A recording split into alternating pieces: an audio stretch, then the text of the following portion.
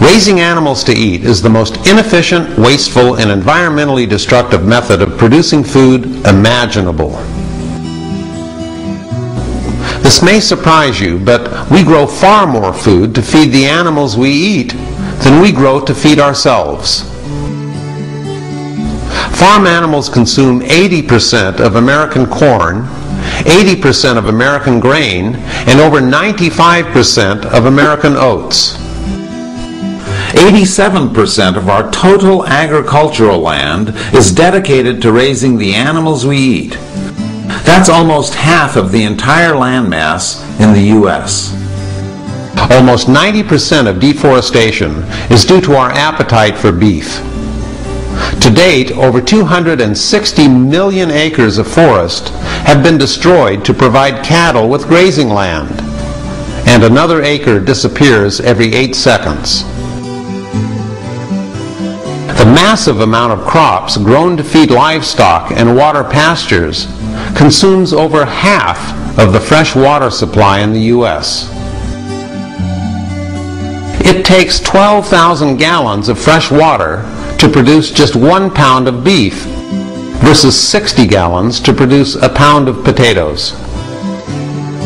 12 miles of the San Joaquin River in California are now completely dry because water has been diverted to grow crops for farm animals. In some areas, so much water has been diverted from hydroelectric dams that nuclear power plants have had to be constructed to make up for the loss of power. The average American uses just 106 gallons of water a day for domestic needs. But if they eat a quarter-pound hamburger, their daily consumption of water jumps by 3,000 gallons. In the year 2000, the average American consumed 69 pounds of beef and a total of 225 pounds of meat. By giving up meat, you'd be saving over 1 million gallons of fresh water every year. If you added to the price of beef just the water subsidies alone, hamburger would cost $35 a pound. Instead of tinkering with your toilets and shower heads, reducing meat consumption is the best way to conserve our fresh water supplies. Our diet is not only using huge amounts of water, but it's actually depleting our fresh water supplies. The largest source of fresh water in the world will be completely dry in less than 50 years. And once it dries up, the breadbasket of the U.S. will turn into a dustbin. That's the legacy our diet will leave to our children.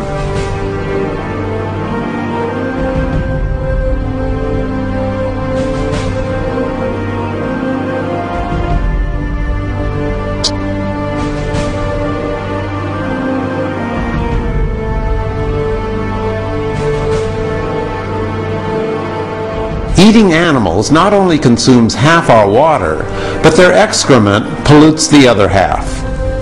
In fact, farm animals produce 130 times more waste than people do. And yet, not one feedlot or farm in America is required to have a proper sewage system. It's become so bad that animal waste flowing down the Mississippi River has made an area the size of New Jersey totally uninhabitable to marine life. It's called the dead zone.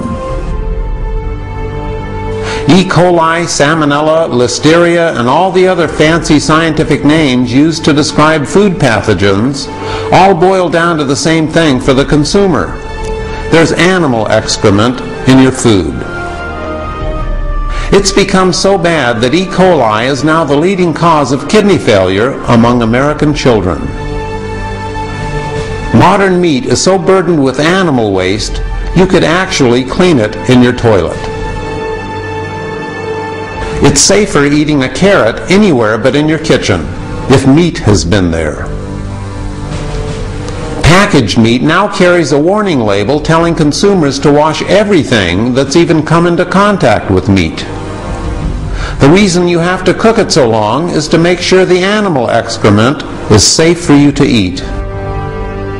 It's no longer a question of whether there's manure in your meat. It's a question of how to deal with it.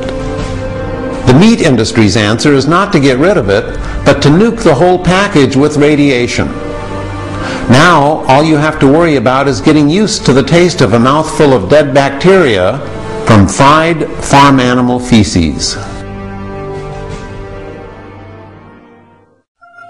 We're also depleting our oceans of marine life and setting in motion a trend that some say will result in the whole-scale collapse of marine ecosystems within 40 years. Using sophisticated technology to sweep the oceans with massive nets, we're now taking more fish out of the ocean than can reproduce, and wreaking havoc on the very foundation of life on Earth. The irony is that farm animals eat far more fish than people do. In fact, half of the world's fish catch is fed to livestock. As it turns out, the best first step you can take to help save the oceans is to stop eating farm animals.